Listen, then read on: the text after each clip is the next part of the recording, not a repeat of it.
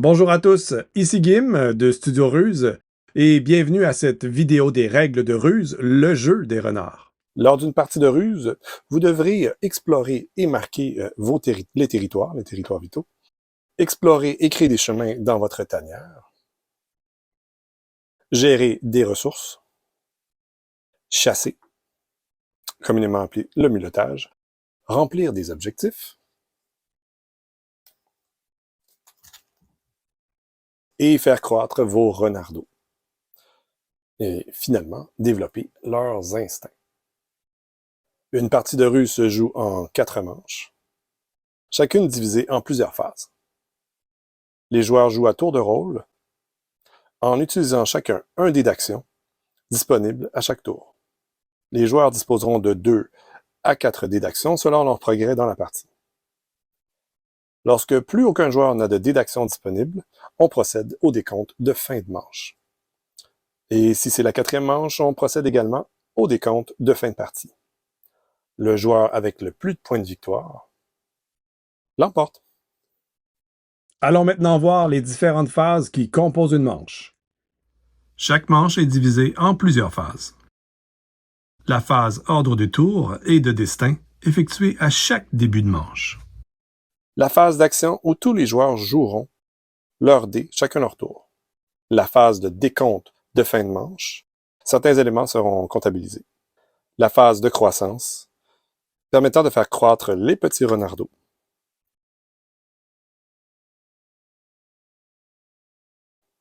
Et la remise en place pour préparer la prochaine manche.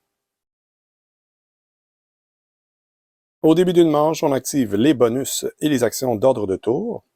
Le premier joueur pioche la nouvelle tuile de destin et la pose sur l'emplacement prévu, face visible, et place le chasseur ou le photographe sur un emplacement dédié dans le territoire vital correspondant à ce qui est sur la tuile de destin juste en haut ici. Le deuxième joueur lance le dé de destin. Le dé de destin va venir révéler si la manche en cours va se dérouler le jour ou la nuit. Un dé de 1, 2 ou 3 en valeur avec les dessins de soleil va nous révéler que c'est une manche qui se déroulera le jour. Et un dé avec des valeurs de 4, 5 ou 6 avec des dessins de croissant de lune fera en sorte que la manche va se dérouler la nuit. Les 3e, 4e ou 5e, si présents, joueurs gagnent le bonus des tuiles d'ordre de tour qui ont été piochées à la mise en place. Selon la manche, des effets doivent être appliqués avant de commencer le tour du premier joueur. Tout est indiqué sur le plateau de destin, donc la petite piste des manches ici. En première manche, chaque joueur pioche au hasard une tuile de ruse et la place sur son plateau, dans l'espace dédié. Puis, il va gagner 2 points de croissance ou une ressource au choix. En manche 2, tous les joueurs récupèrent un dé de l'emplacement des dés supplémentaires, passant à 3 dés d'action disponibles, qu'ils pourront utiliser lors de cette nouvelle manche. En manche 3, à partir de cette manche-là, tous les joueurs qui auront pu faire sortir 2 dés de renardeau dans leur tanière vont pouvoir récupérer un 4e dé supplémentaire, donc auront 4 dés à jouer pendant la prochaine manche. Et en 4e manche, les emplacements des dés d'action dans les territoires vitaux sont restreints à l'aide de tuiles de placement de dés d'action. Voilà, la manche peut commencer. Découvrons la structure d'un tour de jeu. Au début du tour, le joueur lance un dé d'action disponible. Il récolte les points de croissance en fonction de la valeur obtenue. On peut voir l'aide sur le plateau de joueur, en haut à droite. Et les ajoute à sa piste de croissance. Les valeurs vont comme ceci, donc un dé de 1 ou de 2 donne 4 points de croissance, un dé de 3 ou 4, 3 points de croissance, et un dé de 5 ou 6, 2 points de croissance. Et en plus de ça, si la valeur du dé correspond à celle du dé de destin, automatiquement, le bonus de la tuile de destin est récupéré par ce joueur-là. Ensuite, il choisit où placer son dé d'action, sur un emplacement libre des territoires vitaux, ou sur un emplacement libre dans sa tanière. Allons maintenant nous placer dans les territoires. Dans les territoires vitaux, selon la valeur initiale du dé au moment où il est posé, des gains peuvent s'appliquer. Une pioche de tuiles de territoire, des ressources, ou une augmentation de valeur de renardeau. On place toujours un dé sur l'emplacement libre le plus à gauche. Si l'emplacement indique un malus, il faut retrancher au dé la valeur indiquée avant de poursuivre ses actions, mais après avoir gagné le bonus de placement. Si le dé se retrouve alors épuisé, sa valeur passe à 0, il faut poser dessus une tuile de dé épuisée et récupérer 2 points de croissance en compensation. Ensuite, le joueur peut commencer à explorer les territoires. Le joueur place son renard à la base du territoire où il a placé son dé, puis selon si le dé de destin indique le jour ou la nuit, il peut se déplacer de 1 à 3 emplacements. Donc, si c'est le jour, il peut se déplacer jusqu'à 2, et si c'est la nuit, il peut se déplacer jusqu'à 3.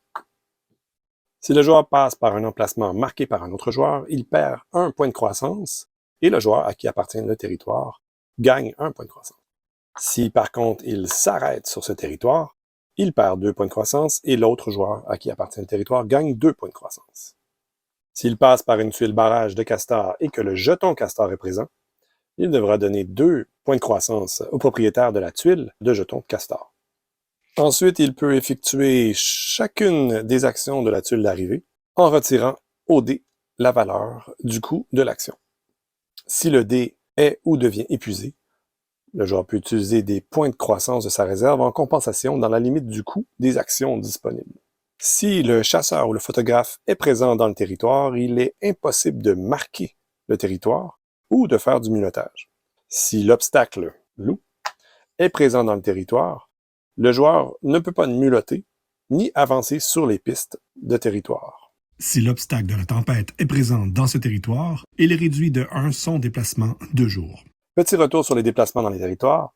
Donc, les déplacements s'effectuent toujours du bas vers le haut. On ne peut pas reculer. Lors d'un prochain tour, on pourrait toujours poursuivre le déplacement. Donc, on a déjà joué dans ce territoire-là. Donc, dans un prochain tour, on pourrait venir jouer un autre dé pour poursuivre le déplacement vers le haut.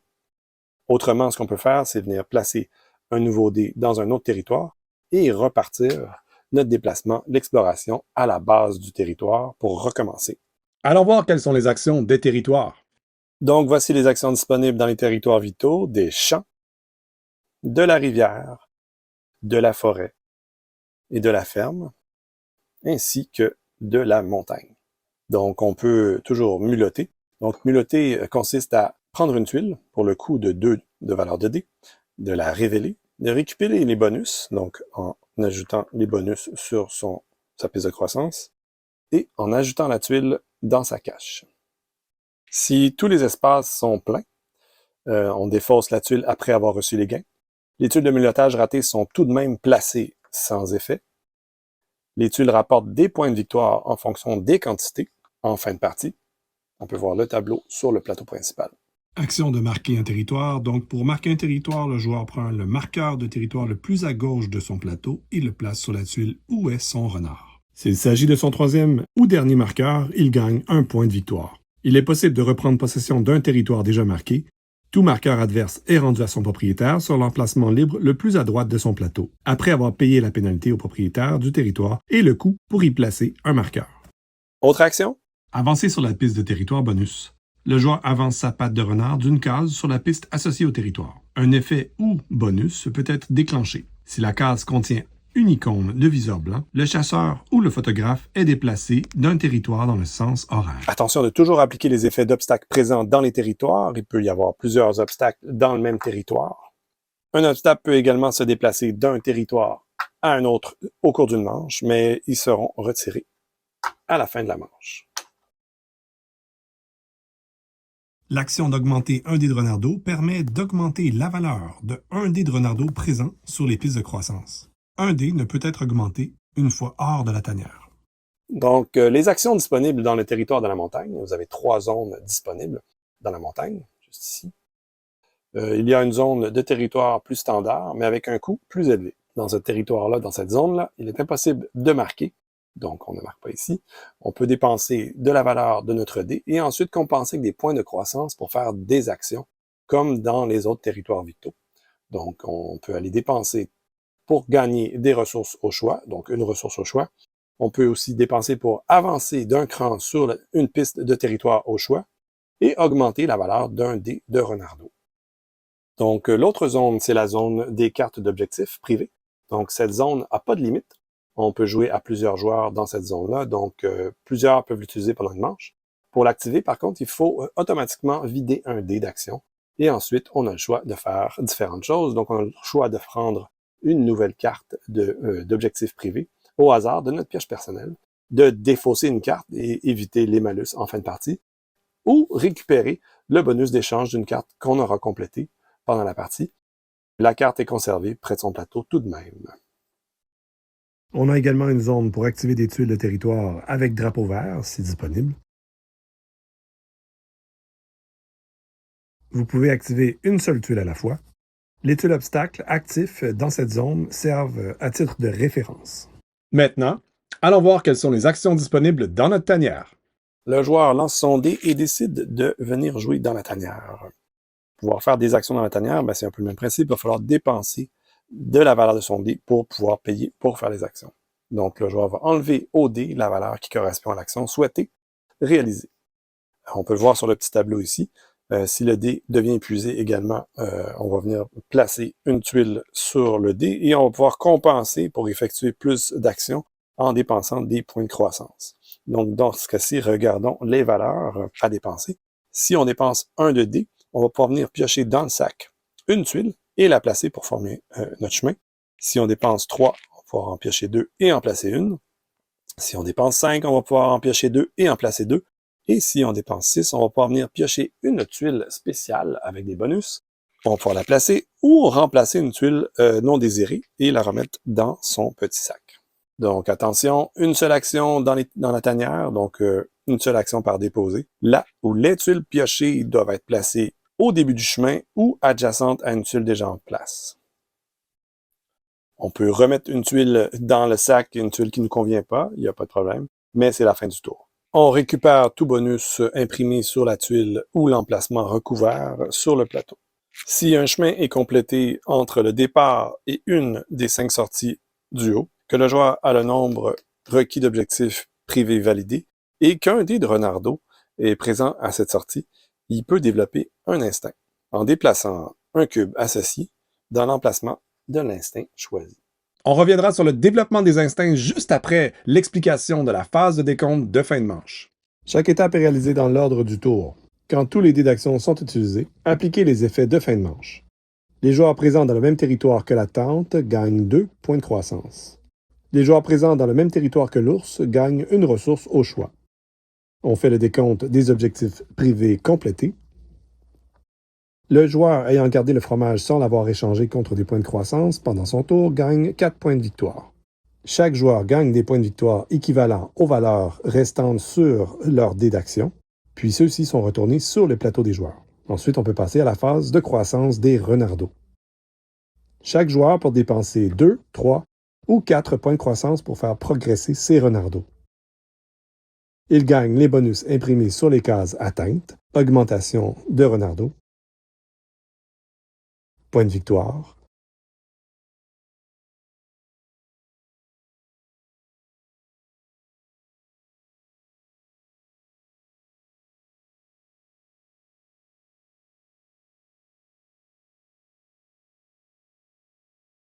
il dépense une ressource ou une tuile de mulottage pour franchir la dernière case. Le premier renardo de la ligne du haut qui atteint la fin de la piste libère un dé supplémentaire. Si un objectif privé est complété, le dé de renardo pourra alors sortir de la tanière.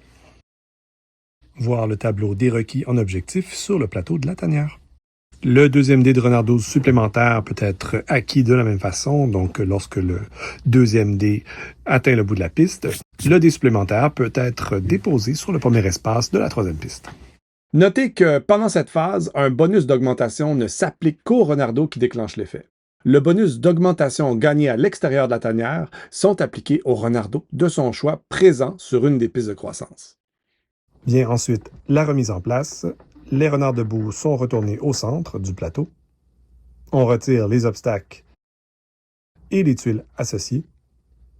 On recharge les espacements de mulottage. Les joueurs avec le moins de points de victoire gagnent 2 points de croissance par case orange qui les sépare du joueur en ayant le plus. Les joueurs joueront le prochain tour selon l'ordre établi sur la piste de victoire.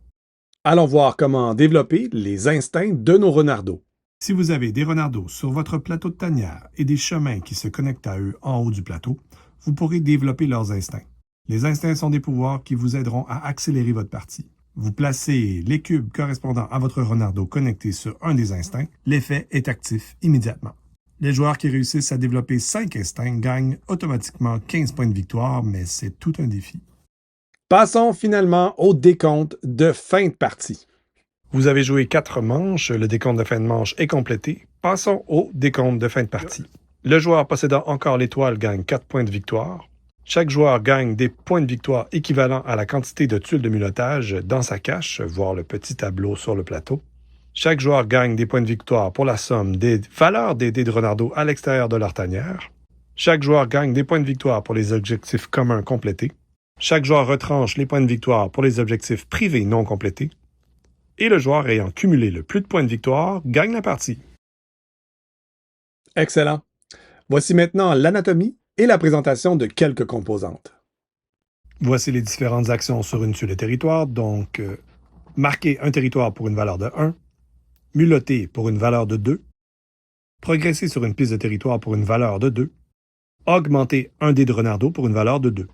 Voici les éléments d'une carte d'objectif privé, les requis pour compléter la carte, le bonus instantané, les points de victoire instantanés, les malus de fin de partie et la valeur d'échange.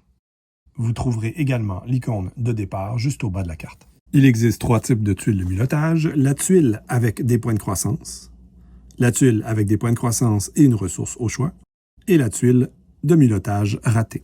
Vous trouverez 2 choses sur les tuiles de destin. Le territoire où démarrera le chasseur ou le photographe en début de manche, et le bonus instantané lorsque votre dé d'action correspond à celui du dé de destin. Il existe 4 types de tuiles de territoire, l'action à garder en main, l'obstacle, le bonus instantané et le bonus disponible à tous. La tuile de points de victoire au coin du plateau permet, en ajoutant un cube, d'indiquer que votre score se trouve maintenant dans les centaines. La version Kickstarter de Ruse inclut 5 tuiles de tanière asymétriques vous permettant de varier et d'ajouter un challenge à vos parties. Elles sont identifiées par un renard avec une étoile. La version Kickstarter de Ruse offre un plateau principal 2 côtés. Le deuxième côté offre des territoires en hiver. Pour jouer dans les territoires, les actions sont plus coûteuses. Vous pouvez utiliser le revers des tuiles de territoire. Sur le site de Ruse Games, vous retrouverez des compléments à télécharger, comme un guide de référence, une tuile de référence rapide. Voilà, c'était la vidéo d'explication des règles de Ruse. Abonnez-vous à la chaîne pour d'autres vidéos au sujet des variantes, des mini-extensions et d'autres projets. Vous pouvez également retrouver une vidéo explicative du mode solo Vixen du côté de la chaîne de mes amis du Bureau du loisir. Vous retrouverez le lien dans la description. Également, sur le site Ruse Games, vous retrouverez des contenus complémentaires à télécharger. C'était Gim pour le Studio Ruse. À bientôt.